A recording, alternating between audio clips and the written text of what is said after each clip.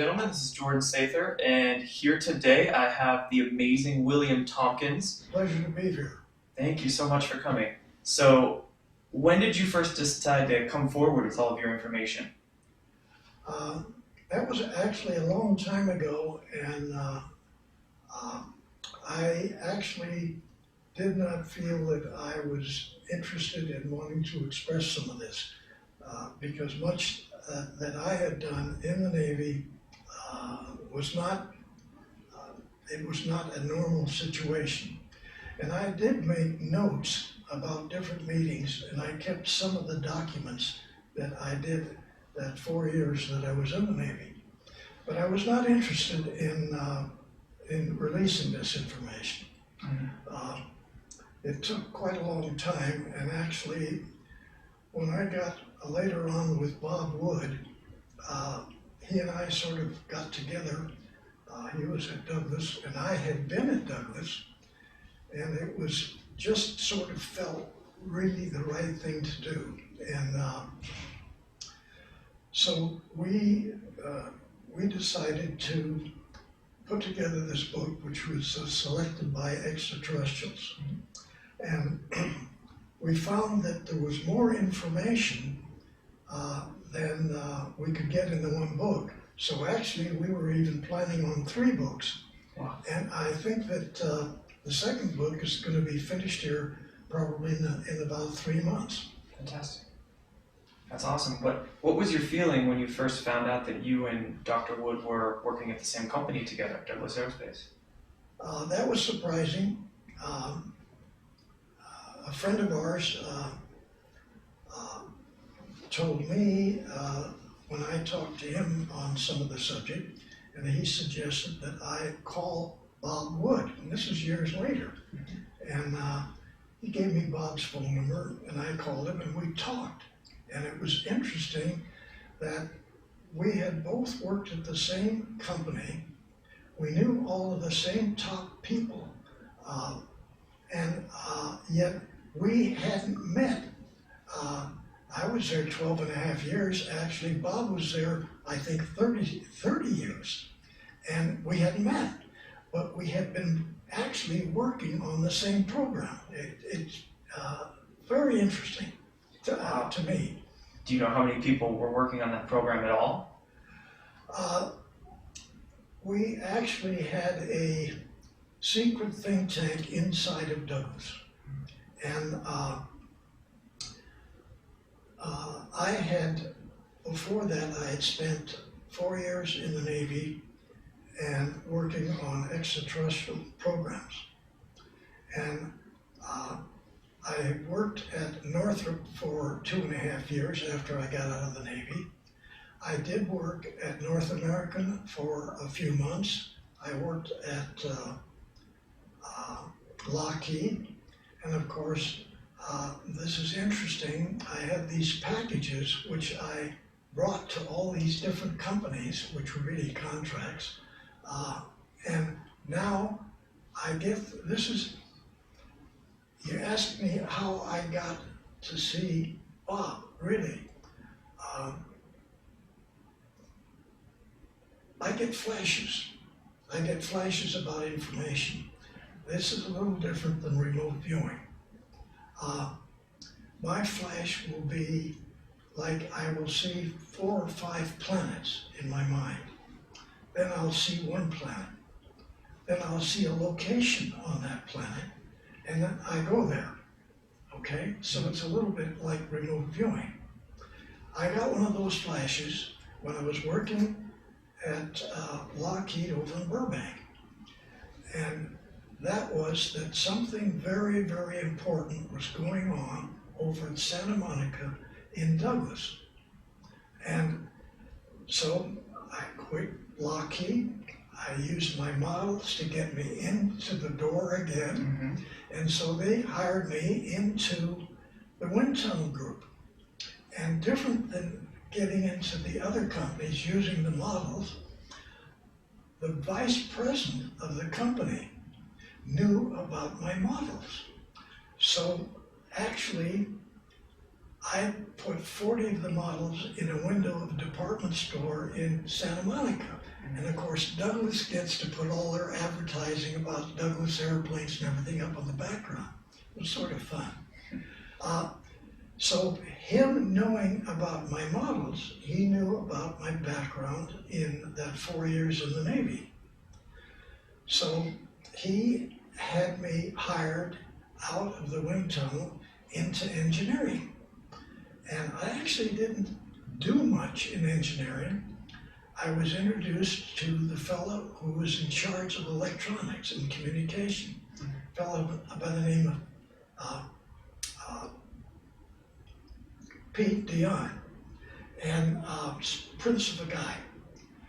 So he then told me a little bit about what he wanted me to do in the company, and it turns out that Douglas had a secret think tank inside of Douglas that I don't think Bob Wood even knew was there, okay? And so Pete didn't have a card to get into it, but he buzzed into it to the receptionist inside. He told her who we wanted to bring in, and she comes and opens the door and takes me in, and Pete doesn't go in. He's not authorized to go into this secret think tank. So I spent 12 and a half years at Douglas. At least 50% of it was in the tank, and then later on I became engineering section chief of the Apollo program. Actually, my position was for all types of test equipment for our new contract, which was for the Apollo upper stage, which was the S4B stage of Apollo. Now, a lot wasn't understood and hasn't even been brought out yet, but Douglas, inside the secret think tank, we had been working on programs, not just to do the Apollo program. That was old stuff. We had been working on missions to go out in space and build naval base and research facilities on every planet in the solar system or the moon. Now this is way, way before NASA even existed. We were doing these secret studies ourselves, not by the Navy, but for the Navy. This is way before Space Navy even started. And we were tremendously interested in what was taking place out in the galaxy. I was able to utilize a great deal of the information that I spent in the Navy, where I was staffed to Admiral Ricobata. Now, do you want me to explain a little of that? Go for it, absolutely. All right. This is very strange. There was a group of people who were studying extraterrestrial, and this is kind of, I got to figure out the best way to get into this.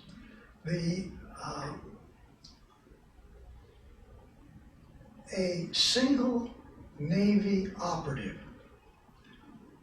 went into Germany. This is like 1939. He didn't believe this, but there was very strange organizations and different research groups all over, not just Germany, but in the occupied countries too.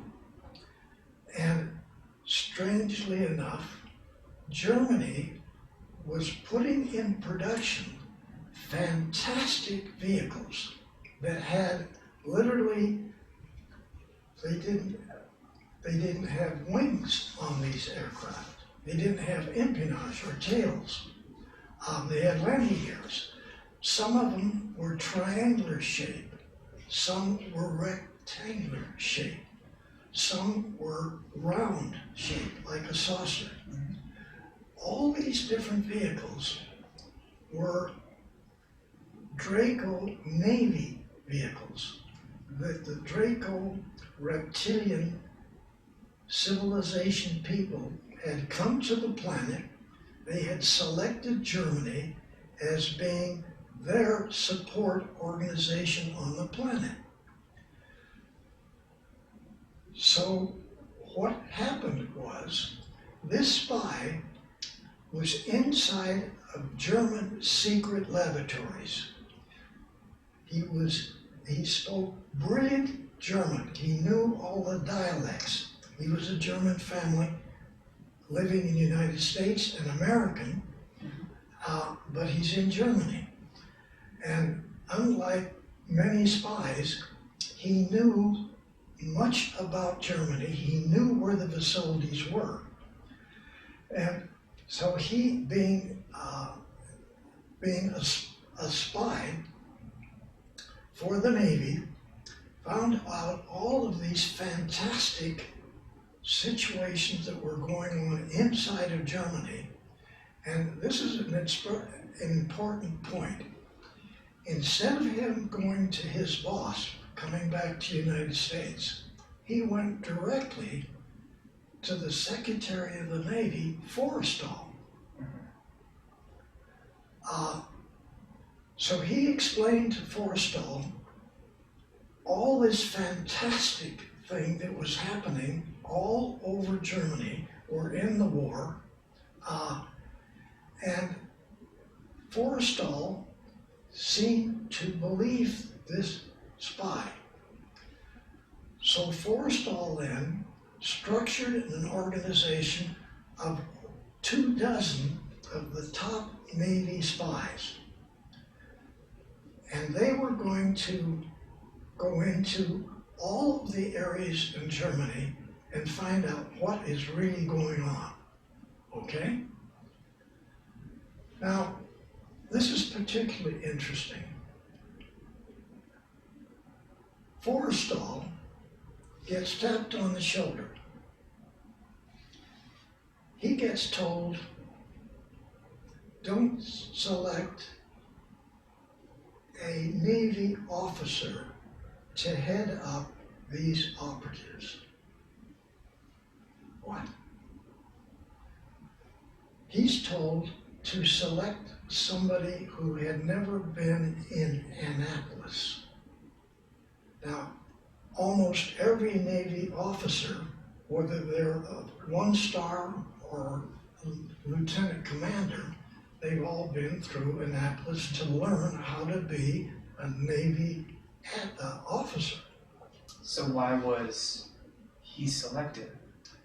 So, it turns out Forrestal is told that every book in the libraries, every book in the colleges, every book in the universities, every book on this planet is misinformation. It's misinformation. So, which is initiated by the Draco reptilians as far back as 6,000 years ago. All over this planet, books are not telling the truth.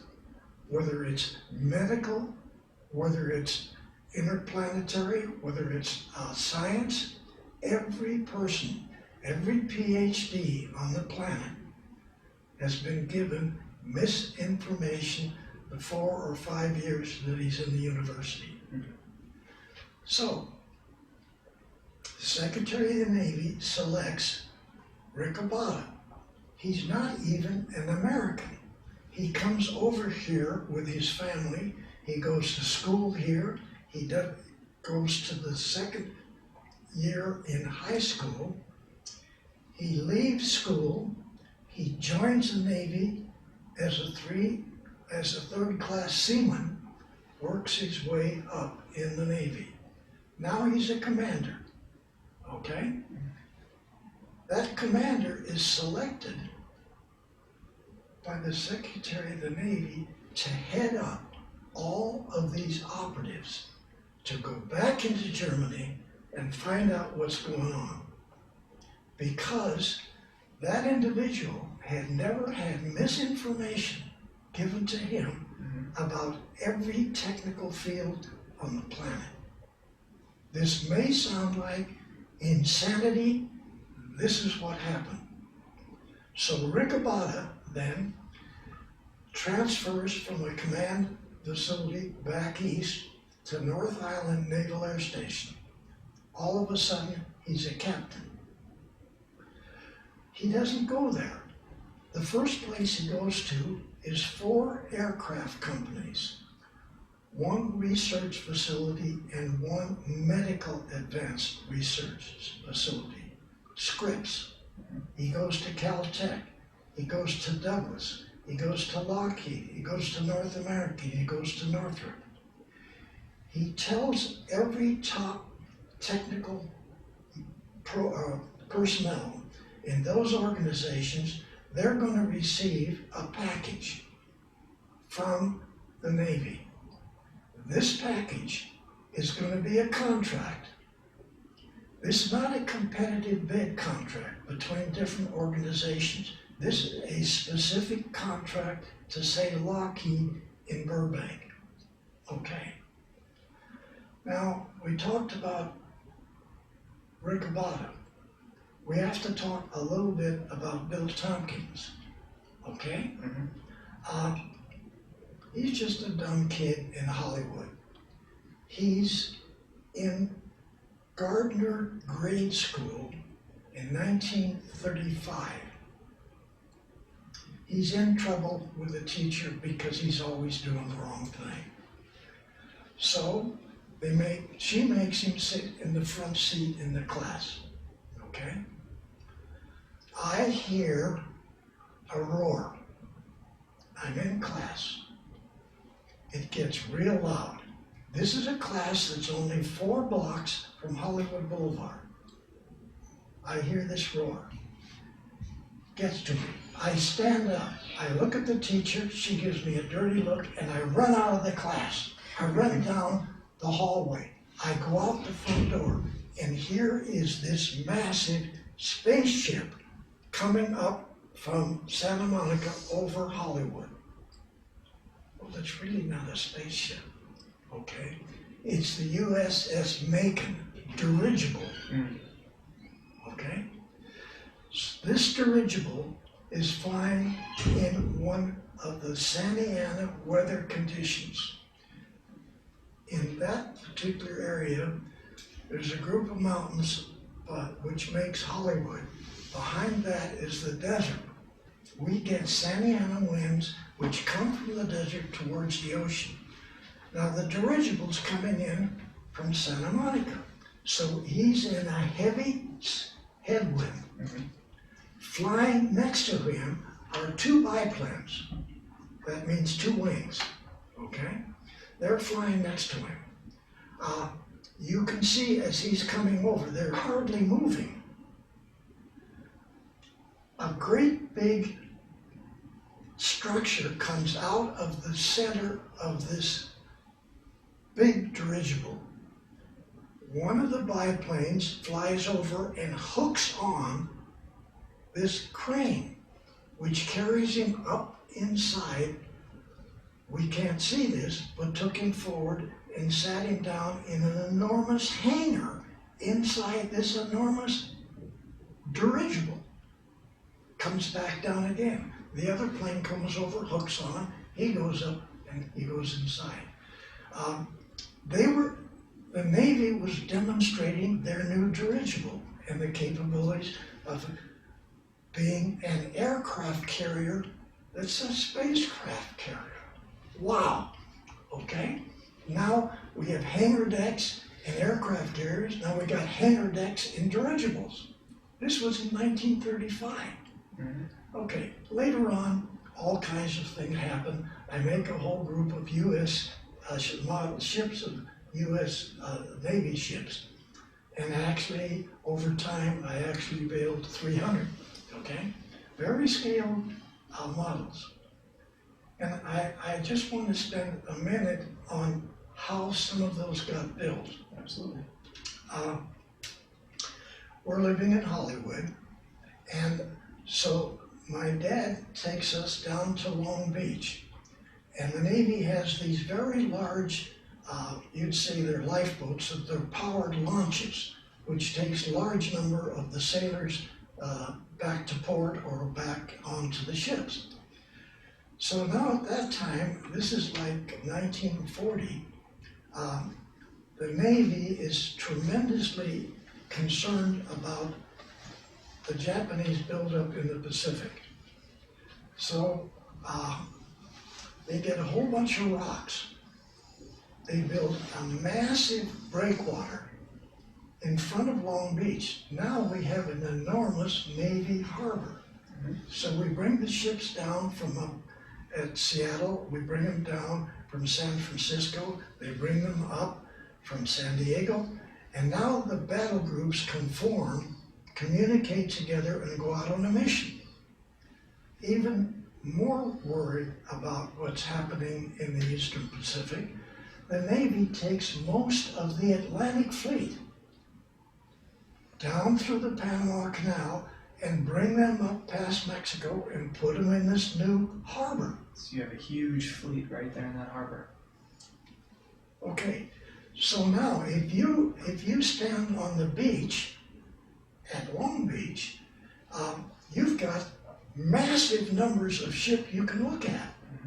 All right, so my dad takes us down to Long Beach to get on these launches and go aboard these ships. Now you can't use a camera, but I can have a little pad to get my details to put on my ship models.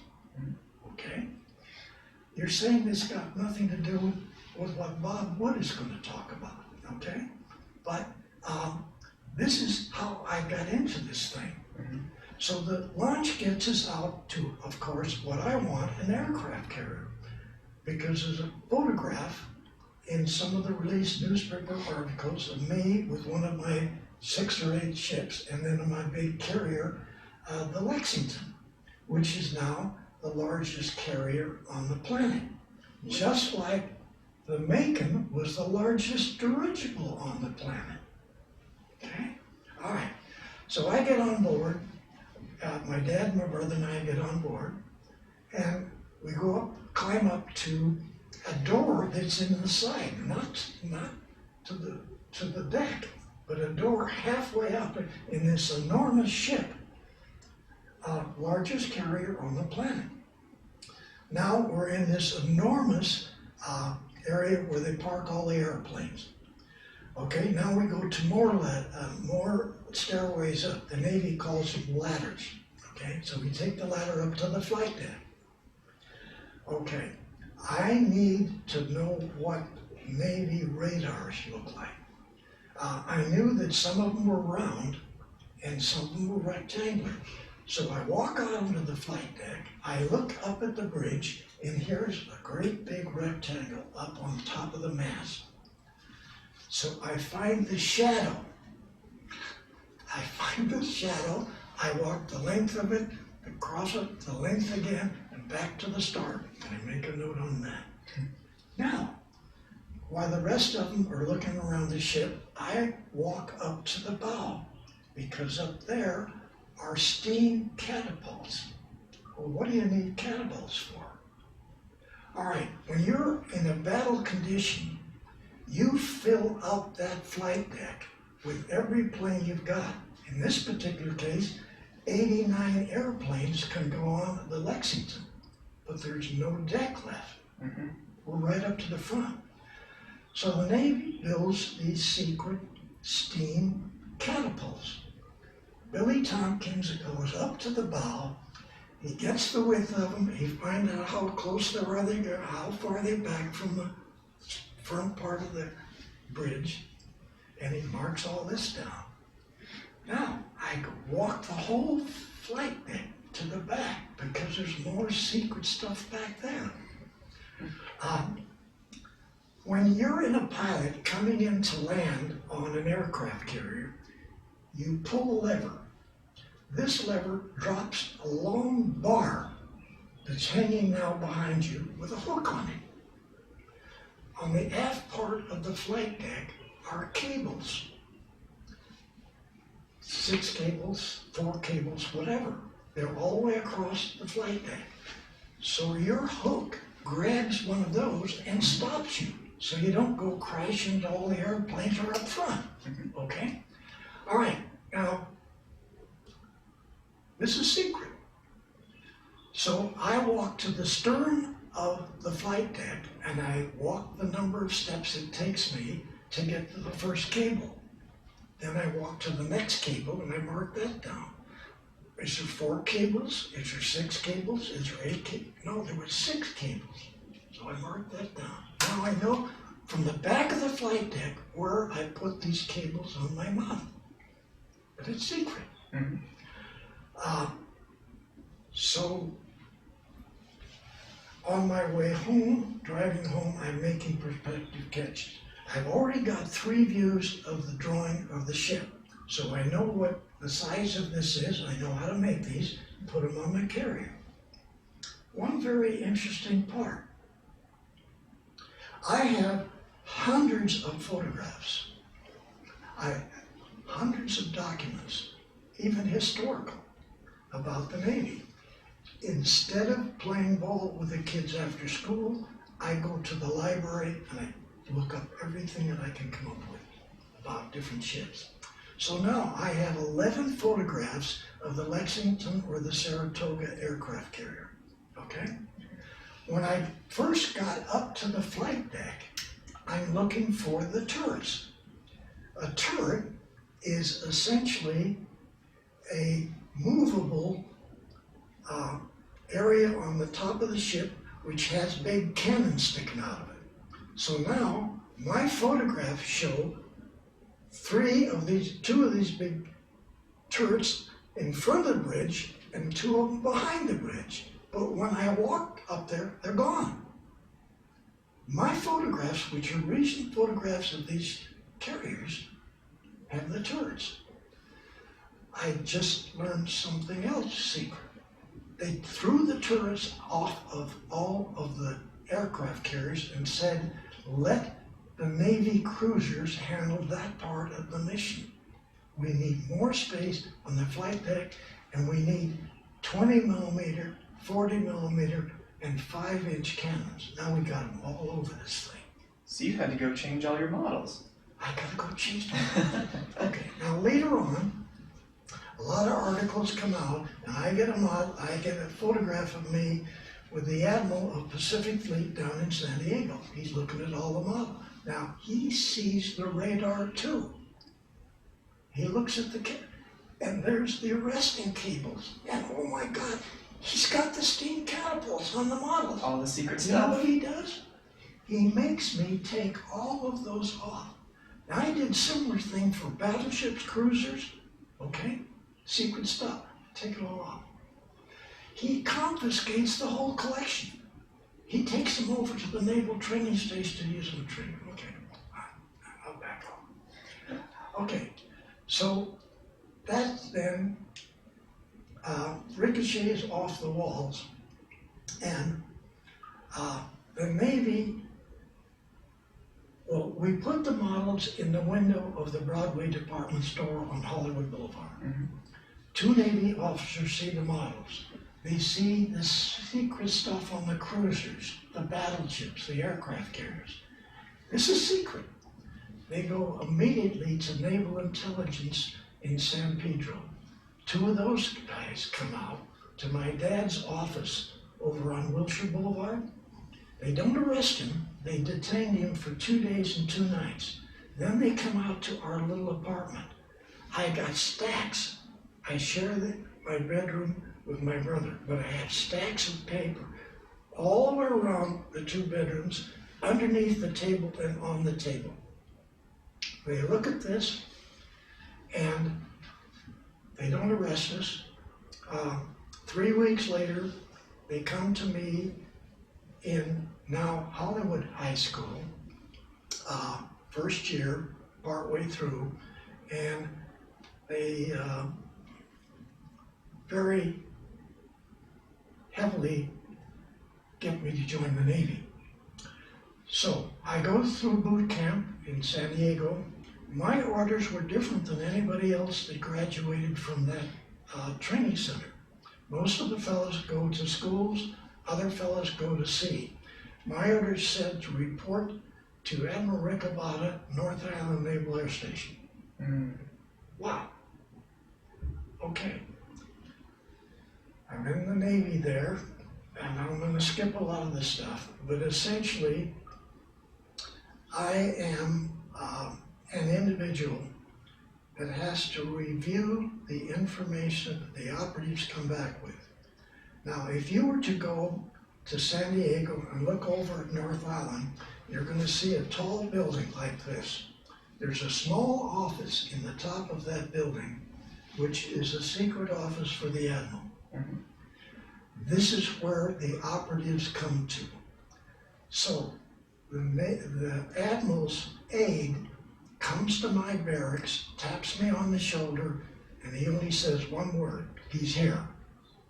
We drive over to that building, we get up to the top, we go into this conference room, a small room. Admiral Ricabata sits here, I sit here, and one of 3 other bosses that I have are all captains. So now I have 3 captains as bosses, and now a 2-star admiral. He just got another raise. Wow. He just came back from Lockheed. He just came back from Scripps Institute. He just came back from all the aircraft companies. Wow. Now he's got these operatives coming in. So the operative sits on the other side of the table. He discloses to us these fantastic things that Germany is doing that make no sense. Now I have 8 girls and 3 PhDs as a group. We put together a package from what the operative brings back. Some of it is photographs. Once in a while it's a manual, hardly any manual. A couple of manuals were not even in English, German, or any other language. They were extraterrestrial hieroglyphics. Wow. What did you think of all these manuals when you first started seeing them? I don't believe it, okay? And so we put together these packages. I put the package, which is now a contract, to Lockheed, or to Douglas, or to Scripps Medical, okay? This contract is not a competitive bid contract. This is a contract to Lockheed to do this, to take this information, find out what in the world it is, how it could work, what the operation could be, to what's the purpose of this information. So now, for 4 years, I fly this information to every top organization, medical, astronomical, scientific research companies, universities, every place, on a secret basis where nobody knows what they're investigating. How long did it take you to begin believing the information that you were? I will tell you, I believe the second operative that came in, this fellow admitted that this was insane. What was happening? You have to try to visualize this yourself, because here you are now over there as a naval intelligence officer, a spy. You see all of this stuff. You hear it. You understand what the Germans are doing. They didn't just get documents from the extraterrestrials. They got brand spanking new space vehicles. Here's one. Here's another one. Here's. They brought these. They take you inside. They show you how to drive it. This is totally unreal that this happened like in 1942 on this planet. Extraterrestrial come from who knows where out in the galaxy.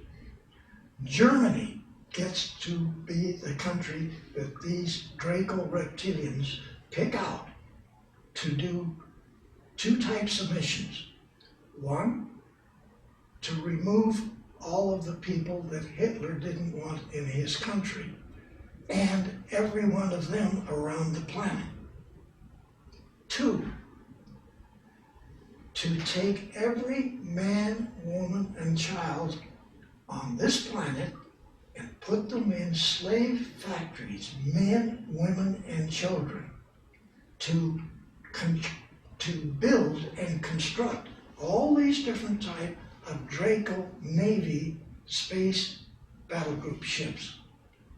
Wow, this is insane. Okay, so you asked, how did you first believe this? Actually, the second guy convinced us. Now, we don't say we understand it. So, but now I become, well, there's a title, even today in the Navy. He's disseminator of advanced aircraft and research, okay? That was Billy Tompkins. Now, that the Admiral has presented to all of these organizations like 6 weeks earlier. And remember, some of the information is in hieroglyphics that we don't understand. And if it's Lockheed, they don't understand it either. So if you could visualize that 4.5 years later, Lockheed forms a skunk works. Okay? Now, one of the purposes of these people getting together today is think tanks. So what happened, I did over 1,000 missions to different organisms, many sometimes 6 and 8 times with new information. If you took it to Lockheed, I actually gave Lockheed 3 different packages. Some of it altered what the first one was because we didn't get enough of it. So this is to help them to design and build a spaceship or a propulsion system or a communication. Even the communication systems are totally unreal because it's all dealing with mind control. And what was the reaction of these scientists when you gave them the seemingly outlandish information? Real good question, because there was two feelings. One, I don't believe you, okay? But there was another feeling that was, I would say, unanimous. They realized they were in like the aircraft companies. They designed airplanes for the Navy and even commercial airplanes. They knew that here was something that's out of space that they then could get involved in designing and building. So these fellows, instead of resisting everything that I'm trying to tell them, they were tremendously enthusiastic about the whole concept. Everybody wanted to know more. Everybody wanted to know everything. And so, essentially... Sorry, just a minute. We're just waiting for the door to close. What you just said here is you had 1,000 of these packages delivered to every top university, every medical university, and of course, mind control and extended life. Whoops, what did you say there? Yes, the operatives are talking about the Germans getting an ability to live much longer from the Draco reptilians. What are you saying? It's amazing. It's the whole thing. is staggering, okay? I'm not exaggerating, I'm only saying this really happened. And so think tanks this becomes the head of what would have been advanced design in any of these fields. They become think tanks all over the country. Later on, and I have to say this, okay? My dad was a 33 level Freemason. He did something wrong and they didn't shoot him, but they did make my brother not too smart. Okay, so before I actually got in the Navy, my dad wrote a letter to the Admiral, who's Commander of the Pacific Fleet, that I would never go to sea, I'd never be in combat, and that when the war stopped, that I was to be immediately discharged. Okay? All right. So my dad, having not gotten along with some of the other people in the Freemasons, he can't get a job. So he does selling. All right? So my brother and I both were in the Navy. He didn't get involved in any of this. But now we moved to Pasadena, and I have to go to work for my dad in where the company's called Real Silk Hosiery Mill, okay? So I have to sell women's socks door to door in Pasadena. Now, you know what I've been doing for the last 4 years, okay? All right, this is hard to do. Then my dad gets fired from that company, so he gets another job for John's Manville Rock Wool to door sell people to put insulation in the wall and insulation in the ceiling. I had to go sell that door to door, okay? That didn't hold too good. So my brother stayed with my dad and I quit. And I used my models to get me a job in Northrop. I worked for Northrop for 2.5 years. I went in again in the wind tunnel department because I built the models and they have models in the wind tunnel department, okay? Then somebody found out what I did in the Navy, security-wise, getting a security clearance. So they put me in a secret laboratory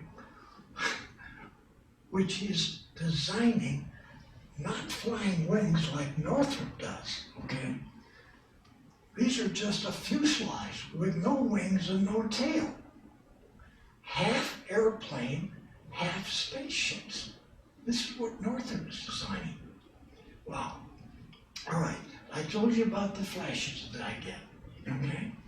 I got another flash and said something is going on in Santa Monica inside a great big Douglas aircraft company. So I quit Lockheed, I take my models and I get a job again in the wind tunnel department. I get in there. It was different this time. Wow. The vice president of the company, Douglas Sr.'s vice president, knew about my models. So he confiscates all the models, makes me put them in a great big window in Santa Monica, and he gets all this Douglas advertising on me. Did you ever get any of these models back? Oh yeah, I got them back. Got it. But, so he knew about my background too, so he takes me out of the wind tunnel and he puts me in engineering. And there's a fellow by the name of Pete Dion, who's section chief in engineering of communications. So I don't go to work for him, he just interviews me, okay? So he tells me there's some things that are going on that nobody knows. And I'm transferring into a different location. I don't know what they do, but I know there's something going on over here. So he takes me down through kind of a strange thing. You come out of engineering you go down through a hall that turns to a hall that turns to another hall, which is accessible for an airplane to land on the runway, and the animals can come in the back door. Okay? All right. So there's this credit card thing that you put into this, and then get the door open. I don't have those, but a telephone call had gone into somebody inside, so at a specific time, the door opens. Now, Pete Dion doesn't go in. He can't even see in. So now I go in this thing to a quite large reception area. A reception area that you would actually have if you're bringing an admiral to investigate his contract of what's being built, okay? So this door, which you go all through, they can come in from the airport and do this. So the lady is very nice. She introduced me to several of the PhDs there. This is a think tank, a secret think tank inside of Douglas. They have all of the information. I can't believe this, but after I'm in there for a while, in the files, I find 3 of my packages I had given to Douglas 8 years earlier. That's an amazing Wow. story. Okay, it's amazing, truthfully. And what took place there was truthfully uncanny, because yes, they knew about wanting to go to the moon, but we put together programs that went all the way out into the galaxy, not just this galaxy, which were really the mission that was 4 stages of Apollo. Now, you never heard anything about any of these other 3, never been published, okay? I'm going to tell you what they were. Yes, we had one contract to do whatever's necessary, build an Apollo vehicle or whatever, and get to the moon. We got a contract separately for the S4B stage, the control stage of Apollo, okay? That came 7 years after what we had been doing inside, and 4 years before NASA even existed. 4 years before the paperclip people got organized from Germany. So here we are, second phase of Apollo, to design and build a 500-man naval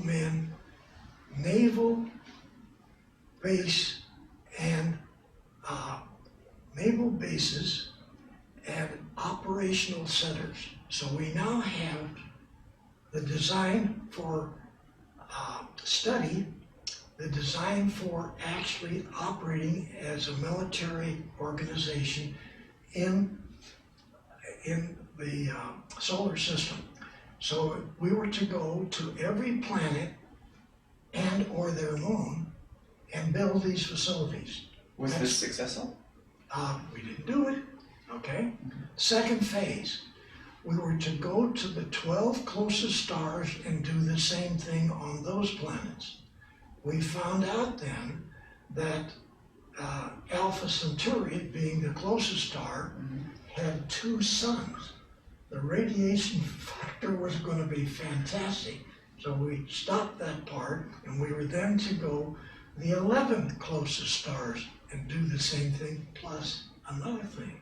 We were to set up commerce, not just the naval missions, but commerce.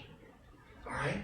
4th phase, go all the way out in the galaxy, set up commerce with other extraterrestrials, and some cases use the Navy space operation, which is the real Apollo program. You only did the first stage, because when you got to the moon, the reptilians were all around it, and you've seen some of the photographs, okay? All around it. And what you may not have seen in that illustration, it showed these great big vehicles, which was in my book, Selected by Extraterrestrial, all the way around that part.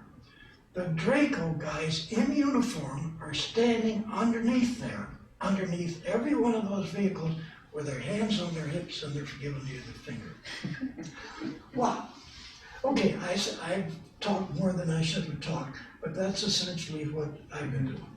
And now, what is your main goal in bringing forth all this information in avenues such as the Secret Space Program book? Okay, what I want, okay, and actually Bob Wood, Michael Solis, all these fellas all want this, but I want this information to get out to the public. Now, I'm going to say something here, and no, I'm not. Can't say that. All right. I can say to you, I am still involved, okay, with the Navy, nav space. But you are allowed to say these things at your... But I've been allowed to write this book. I've been allowed to talk about this subject, and I'm going to say everything I can say that I'm allowed to, okay? So my reason for being here is to get enough people to understand what's really happened and get involved in this. Not just read a book, like read my book. Get involved with all of these technical groups. MUFON is the top organization on the planet to try to divulge this. It's the best vehicle, but there's a lot of other ways we can talk about this, get it onto program, get people to know what's really happened, because you have more of a problem than you think you do. There's very serious problems with, there's many, many, many different species of extraterrestrial who are here. All of them have the ability to make them so you can't see them. All of them. Draco people, the ones you see that look like us, that's not what they are. They're 9 feet. They have the ability to control our mind and make them look like humans. Okay?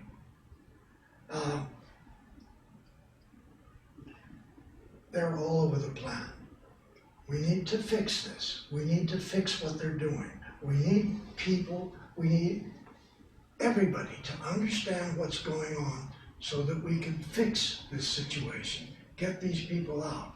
We do have friends. We got Northern people, we got blue people, we got quite a number of other species who are good guys. So they're helping us. We need to work with them as much as possible and try to stop this control. I'm going to say one other thing and then I'll get off this soapbox, all right? Keep going. This is very hard for most people to accept. And I'm going to say it anyway. Bob will actually say, don't listen to Bill. All right.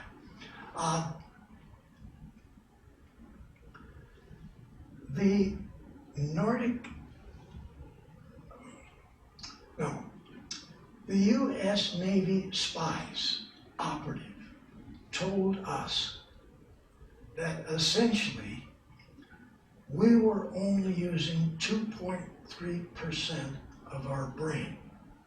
We have learned more recently that the Nordic good guys are using 98%. We have been controlled for roughly 6,000 years mentally by Draco reptilians. Go back to the Secretary of the Navy, Forrestal, who was tapped on the shoulder by the Nordics, and we've heard what he said to do, okay? The Draco reptilians, controlling much of the governments of every country on the planet, don't want that out. So, what happened to the Secretary of the Navy? Very unfortunate. He gets pushed out of a 12-story building we live in. What happened to Kennedy? They take him out because he was going to divulge this. Wow. How many other people who have talked too much in the past are not here anymore? And I don't want to get into it, but you need to understand missing people on your planet. Okay, I'm going to stop. Well, absolutely riveting information. Thank you so much for being here today and sharing all that with us.